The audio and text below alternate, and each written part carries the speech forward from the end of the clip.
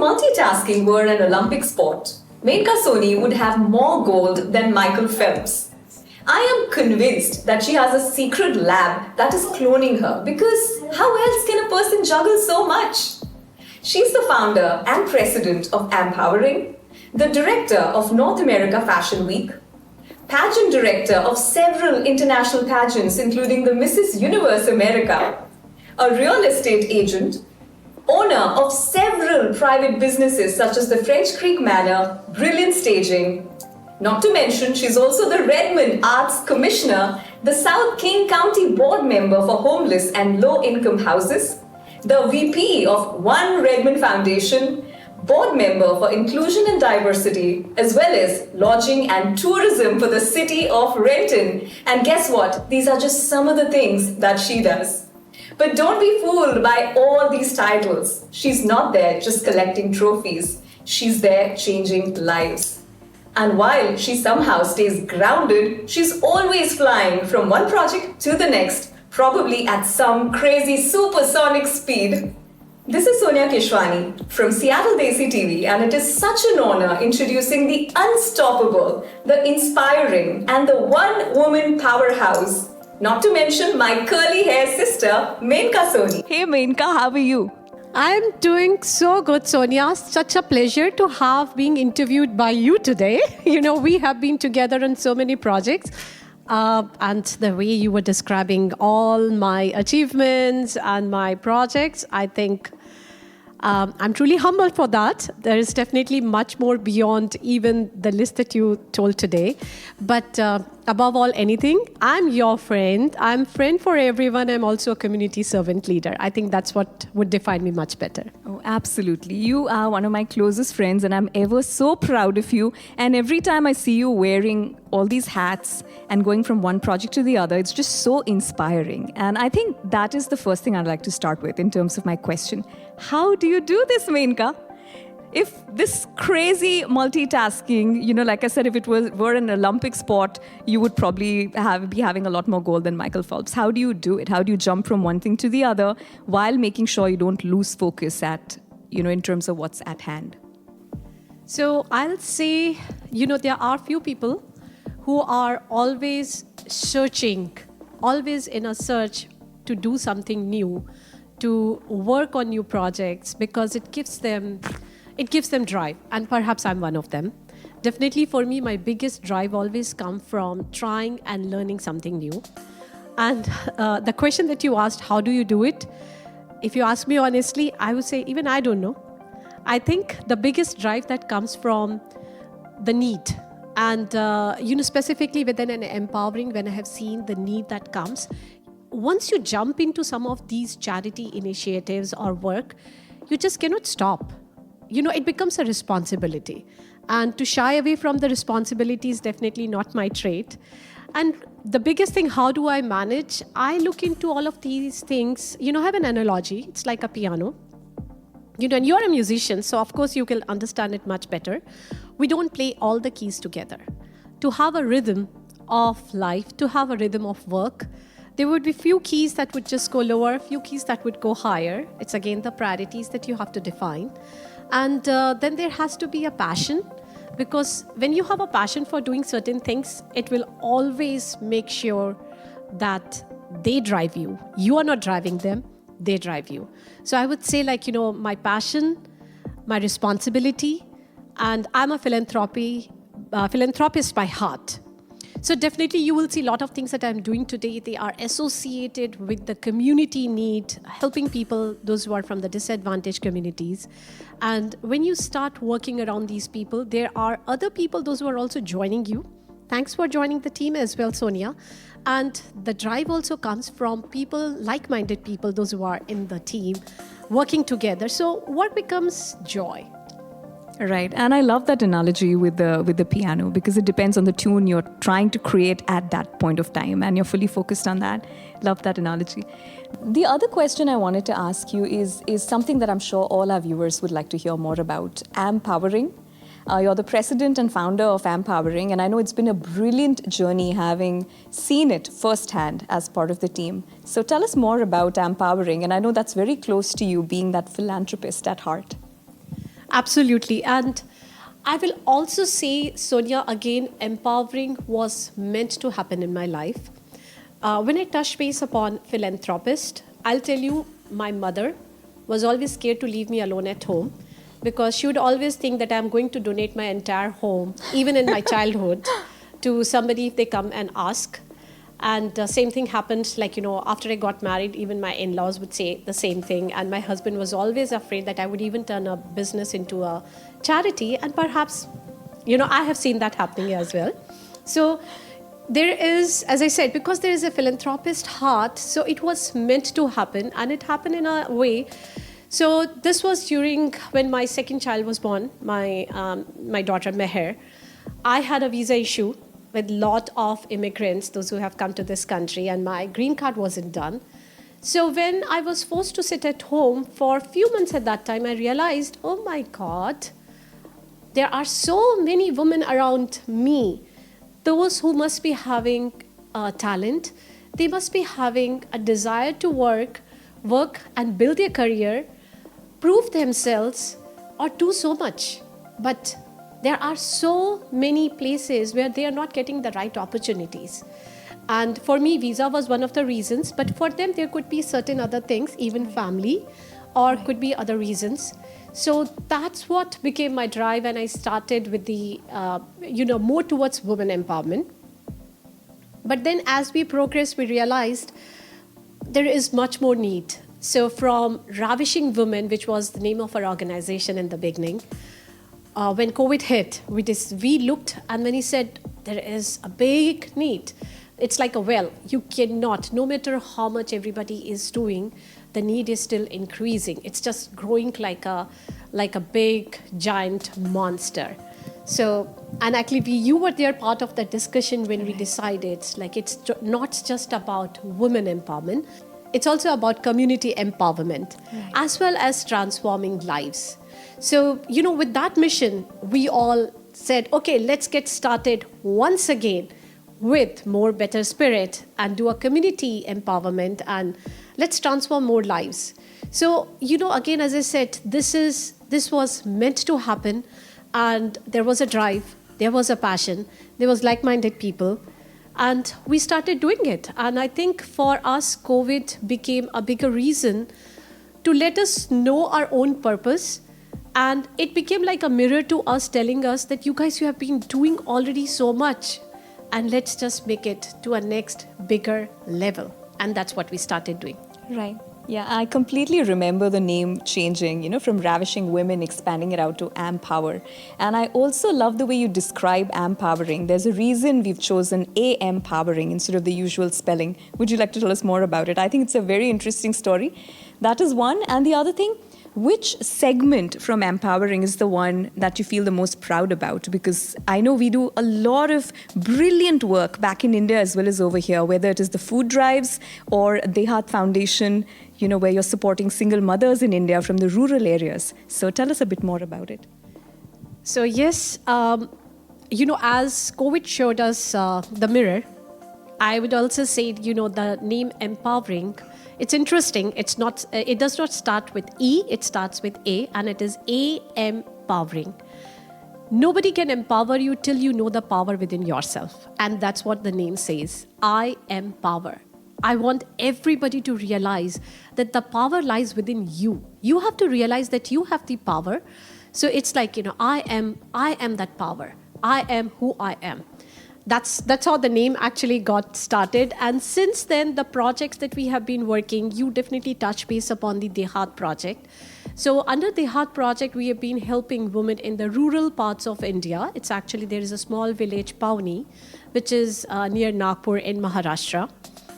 We realized that there were several kids, those who were not going to school. And when we spoke to their moms, were mostly single moms, we realized that they didn't have money. So what we did, we said, okay, we are going to help you earn with dignity. Instead of giving them just free money, we said, let's empower them. So they started making saris, scarves, and a lot of other stuff, which we buy. We bring it to USA. In fact, we pay them upfront. It's not that we are buying. It's like we give them all the seed money so that they can make these products. We bring them here, we sell them, and whatever proceeds come, it goes back to those same ladies. So that's about the Dehat. And today, not only women are earning with dignity, kids are also getting their education.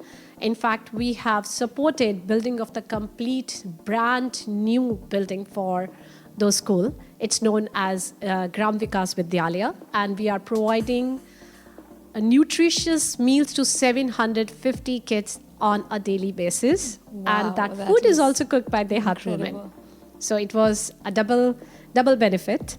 Then Feed the Need. It's, this project is very, very special because there are around 300 volunteers, mostly women and young kids and even elderlies. All they have come together and they cook food. We make 1,500 peanut butter jelly sandwiches for homeless, and we feed 2,500 homeless on a weekly basis. My, that is crazy. And what incredible work. I think what stands out for me as you talk about all of this, one, the food angels, as we call them. Absolutely. The effort that goes in, all the people that work together to provide these meals. And when you talk about Dehat, I think kudos to the ladies because they didn't just want donations. They wanted to earn with dignity. And I must say, those saris are stunning. They are handcrafted and they're so beautiful. So very inspiring. Like, people used to think when the saris and these outfits are coming from rural areas, they would not be, and they would just buy maybe, just to support as a charity. But almost everybody was done because what we did, we had a fashion designer sit with them to do the designing and guide them. So it became a kind of a learning journey for them. In India, our project name is known as Maa Ki Rasoi, with love, like a mother's kitchen, and we feed people, those who are sitting outside of trauma center, because when they have their loved ones inside the hospital fighting for their life battles, who cares for them? And this is how our team goes there. So we are not just giving food, whether it's in USA or in India, we are giving them hope. We are giving them love that they need. We are giving them mental support that they need. I think more than food, they all want just that loving words, that kindness. That's what world needs. And, interesting thing, I definitely want to touch base upon our very interesting project, and that's known as Maika. Maika in Hindi means my mother's home.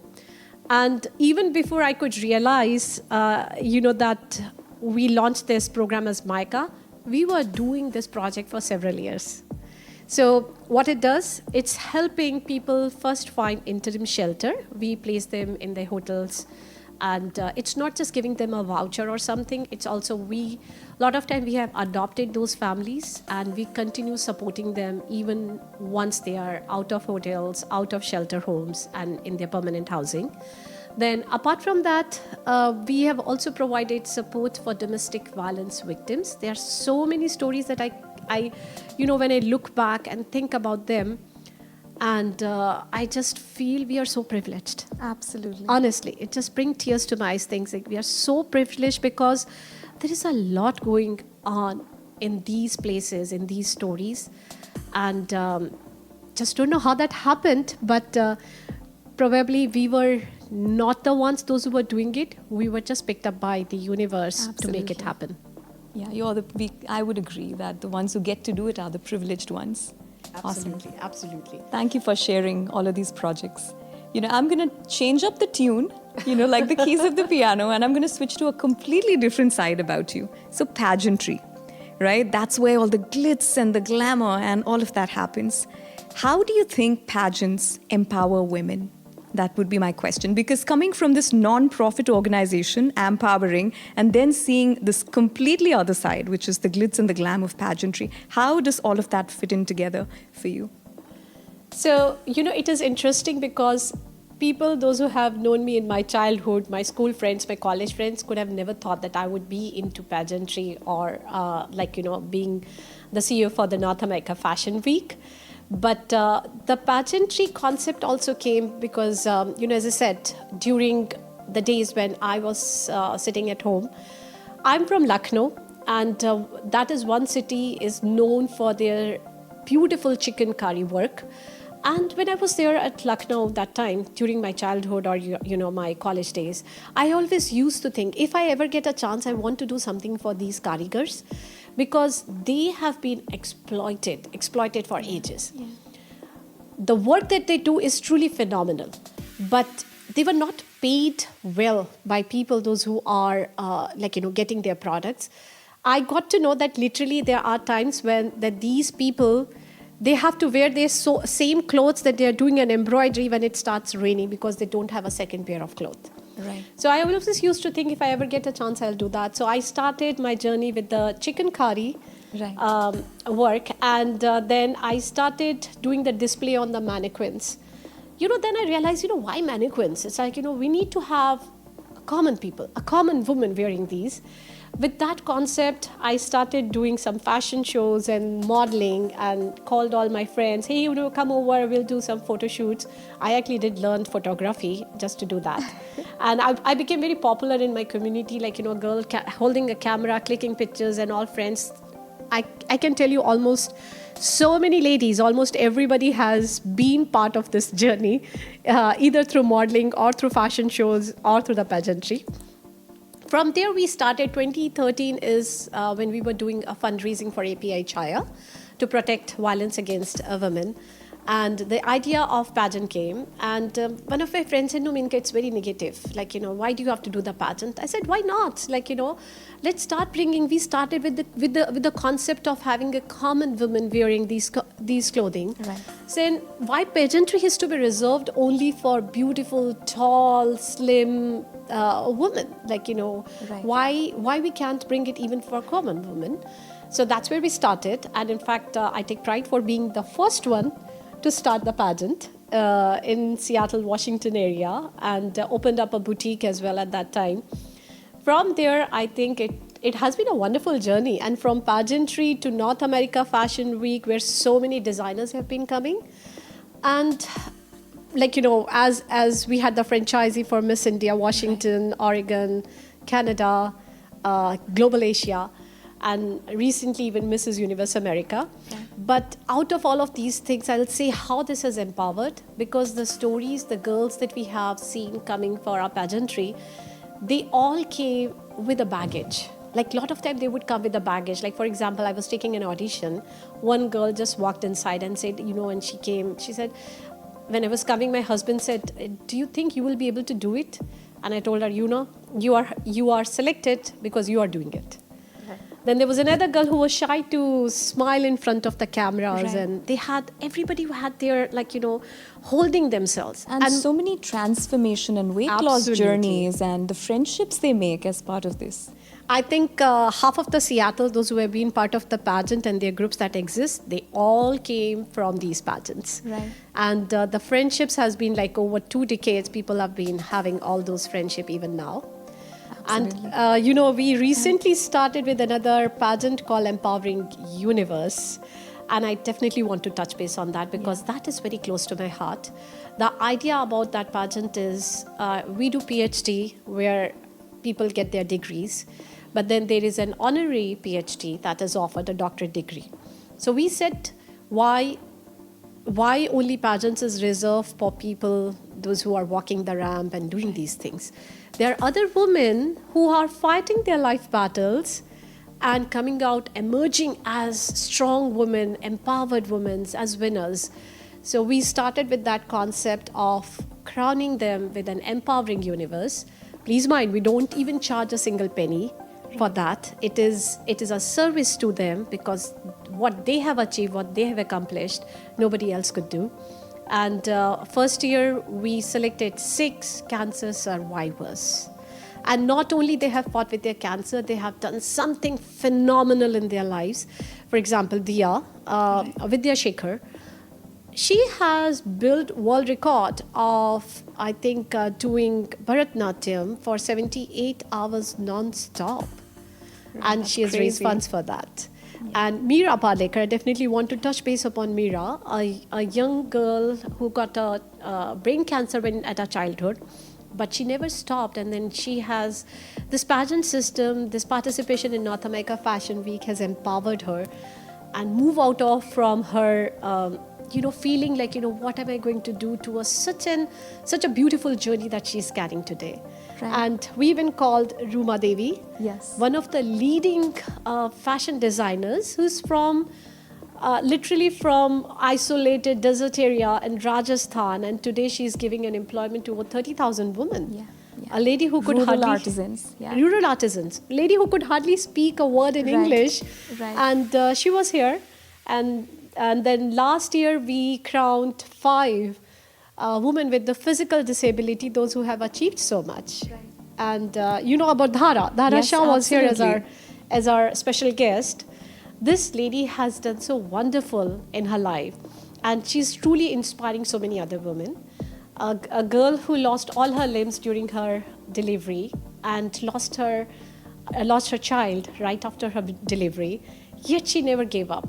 You know, she used her physical disability to motivate others. She said that life does not stop when you become disabled. Life actually starts after that. Absolutely. So she was a special guest, and that's what we have started doing. We are bringing these stories, we are bringing these women in the forefront in our pageantry, in our fashion world, Right. and empowering, transforming lives, making them feel confident, building friendships. Right. I must say these are the segments that are extremely close to my heart as well when it comes to your pageant. And also the fact that it's a very holistic pageant. Every time I'm making an announcement and I kick off the pageant, because we do it at the Hyatt Lake Washington, right? I always say, we've got no bars in this pageant. Height is no bar, weight is no bar, and disability, ability, nothing is a bar. If you are somebody with that confidence and if you can be the face to represent your country, that is all we need to put that crown on you. And the only bar we have is the Hyatt Regency bar. That's something I always say while we are making those announcements. And I must say the winners over the years, I've seen some of the most unconventional people win because they had the confidence. They had what it takes to really wear that crown and be the voice of the people. And the empowering Miss Universe and people like Dhara and Meera, they are just so inspiring, and we are giving a pat on the back for all these survivors. Their happy stories, their positive stories, because I do feel the world needs to hear about it. So thank you for doing so much of inspiring work, even through pageantry, which a lot of the times people associate with vanity. But having seen the holistic picture, I really see where you're meaning to take this and the positive that comes out in the lives of women who have participated, not to mention even the friendships. Absolutely. And Sonia, we are not going to stop because for us, a pageantry, we have challenged the pageantry systems, and I'm very happy to see the changes that are coming now in the bigger pageants. We started way back, Right. and we have always challenged, and we wanted to bring a true pageant system.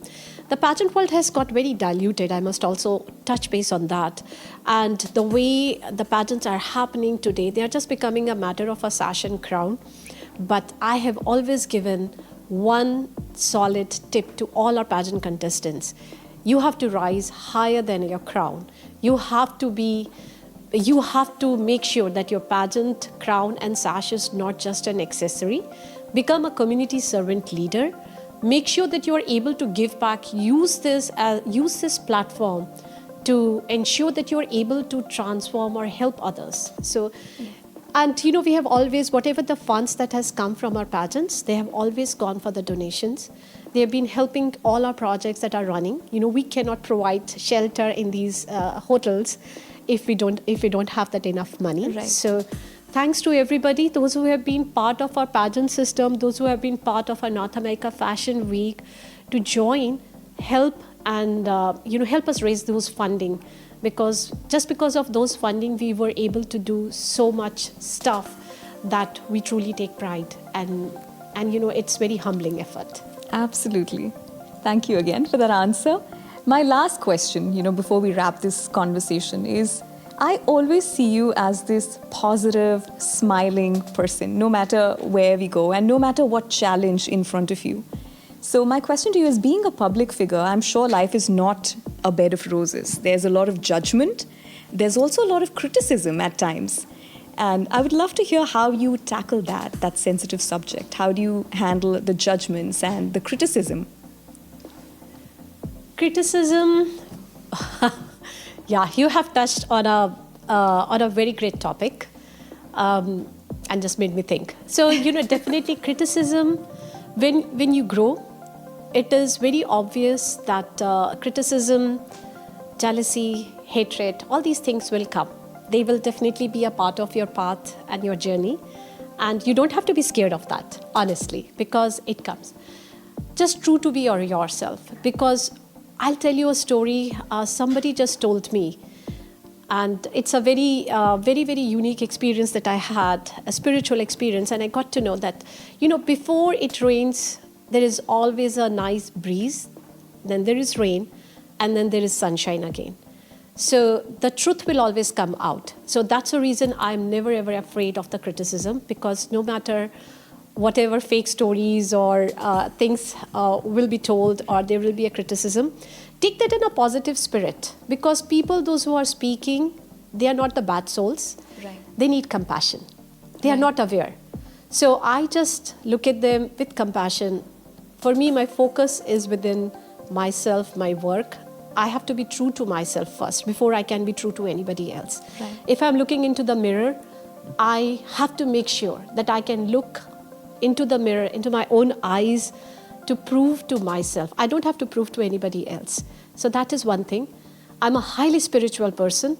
My morning starts with a gratitude word, and my night ends with the gratitude word.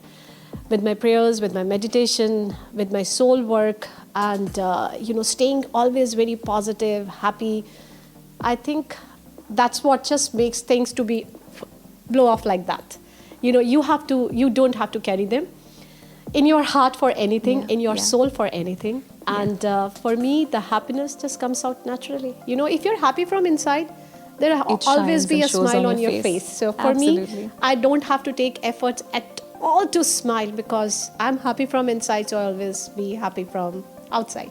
Right. I think that is what it takes. And I do think your spiritual side really helps you with, wading through these waters. It's also the expansion of the breath, right? Because being an artist myself, when I put myself out there, if 10 people know you, there's going to be probably 1 or 2 who are not your fans or dislike you. Once you make that 100, it's going to be 20 people. Once you make that 1,000, it's probably still going to be about 200 people, right? So you have to be in acceptance of the fact that not everybody is always going to be a fan of what you're doing, while continue to push forward for your mission. So that's what matters. Yeah, But- and one more thing, it's like not everybody can fit in the same frame. Right. So you have your frame, I have my frame. And that does not mean you are bad or I am bad. It's just like we have a different frame. So, just accept that. I think acceptance and be like a sponge will help all of us to just move ahead with all of these energies. And I had some really great friends, those who have also helped me in my spiritual journey, in my healing journey. I'm a magnified healer. So, these healings, they help not only me, because when I'm healed, I can heal people around me. I need to add the healer to your introduction, which is already quite a few words. But thank you so much, Menka. It was such a pleasure chatting with you in this environment and taking this interview for you. It is always a pleasure talking to you. You're such an inspiration. You are one powerhouse, and you are the force of nature. You truly are. So keep doing what you're doing, and I hope to see you soon again. Thank you, Sonia. And I must say, thanks to you, because when there are good people like you around in our community, in our society, I think the goodness will just keep flowing. It's like, I'm nothing. I could be just a reflection of you, of your goodness. So, thank you. Thank you for being there. Thank you so much. And I do want to thank Seattle Desi TV and the Spotlight for this beautiful venue. Thank you so much.